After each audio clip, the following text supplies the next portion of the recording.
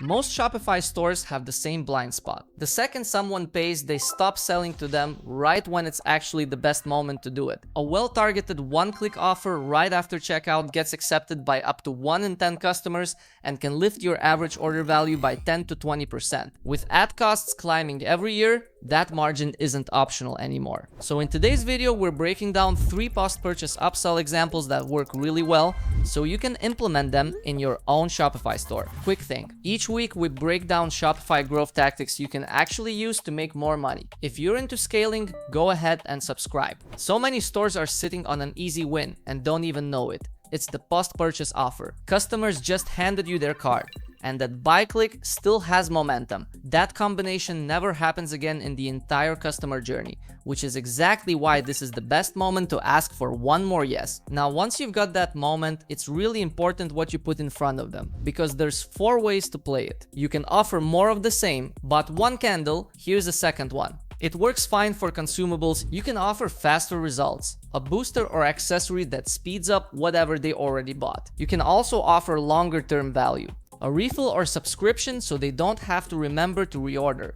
Or you can offer something for the next problem, the one they haven't hit yet, but definitely will. And that last one is the most underused, so let's go watch it in action. Wanderkit sells travel gear. For this example, packing cubes priced under $30. That puts it in the low ticket range, and that matters. The price point is going to shape everything about how this offer gets made. Keep that in mind. It comes up again later. Simple product does one job. And on the product page, they're already stacking a couple of small tricks, add-ons, a bundle discount, but it's not today's topic. We add to cart, hit checkout, and instead of sending customers straight to a thank you page like everyone else, Wanderkit hits them with one more decision: a luggage scale or a toiletry bag. Notice the timer running up top. One click and it's added, 0 friction. And then immediately a second offer lands. Monthly essentials refill, one time or subscription, take your pick. There's 2 things at play here: front-end product, whatever they came to buy, for this example, packing cubes, and back-end offer,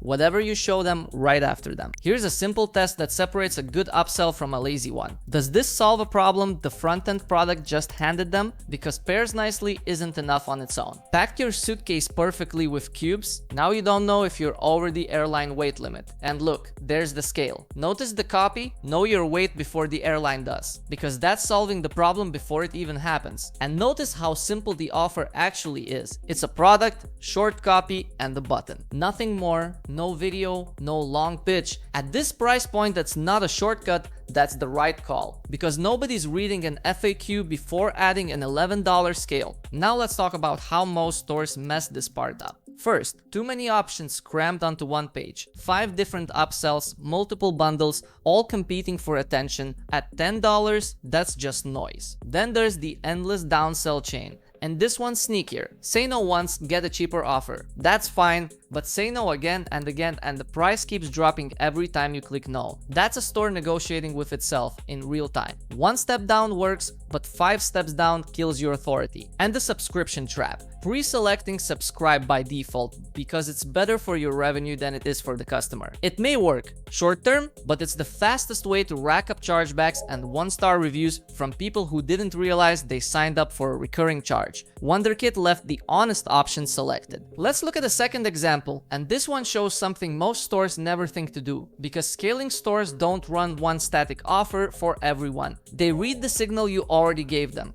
and use that to decide what to show you next. FurEase sells an automatic ball launcher for dogs, $90. It's a mid-ticket product, a real step up from Wanderkit's $30 cubes. So someone buys the launcher. Right after, 2 offers: extra balls or a spare battery, or honestly just grab both and save a few bucks. And that's smart, because you're not betting on one guess, you're covering 2 different reasons this thing might let someone down mid-fetch: no balls or no battery. Now here's the part I actually like. If they decline both, they're not just done. One more offer shows up. A 2-year warranty, $25. And notice what that's actually selling. Confidence, not a feature. You buy the warranty, and if that launcher ever breaks, no questions asked, it's covered. Which matters more with dogs than almost anywhere else, because you can't control how a dog treats a toy. chewing, dragging it across concrete. Whatever happens, happens. So a warranty here isn't just nice to have. It's basically a no-brainer. That's a completely different kind of ask and a much easier yes for someone who already said no before. Notice they didn't just pick one add-on and hope, balls, battery, or both.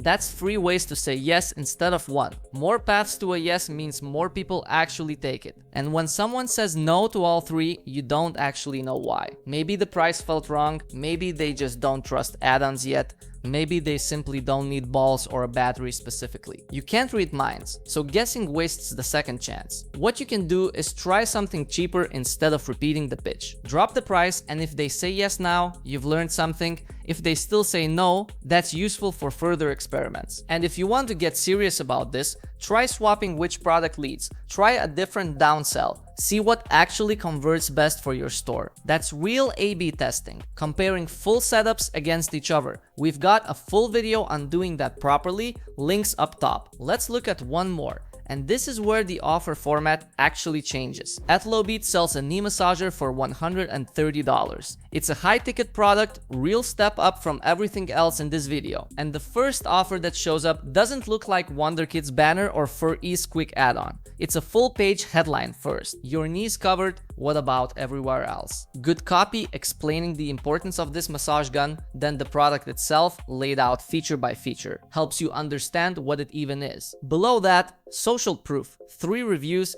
3 different people, different ages. Whoever's watching finds someone that looks like them, and that's what actually builds trust. Then a genuine one-time offer for new customers. As a new customer, you've been qualified for this special one-time offer with a timer running. Then the price and the buy button.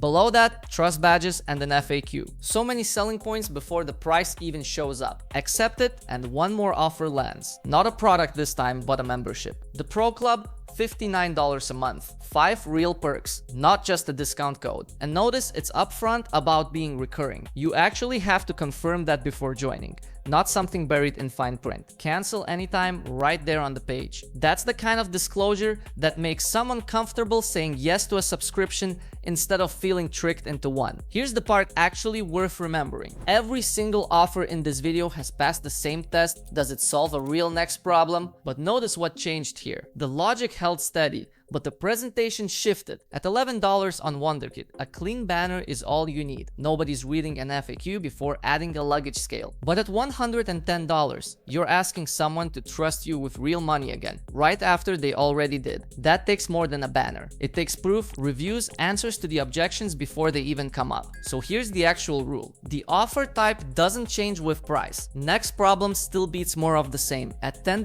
upsell or 101. What changes is how much convincing the offer needs to do. Cheap offers can be quick, but expensive ones need to earn it. And the last piece wasn't even a product, it was a membership. And that changes the math completely. A regular upsell, you sell it once, and that's the whole relationship. A membership, $59 a month, keeps paying you for as long as someone stays. That adds up to way more than any single upsell ever could. This is the real ceiling most stores never break through. Every offer we've looked at caps out at whatever's in someone's cart today.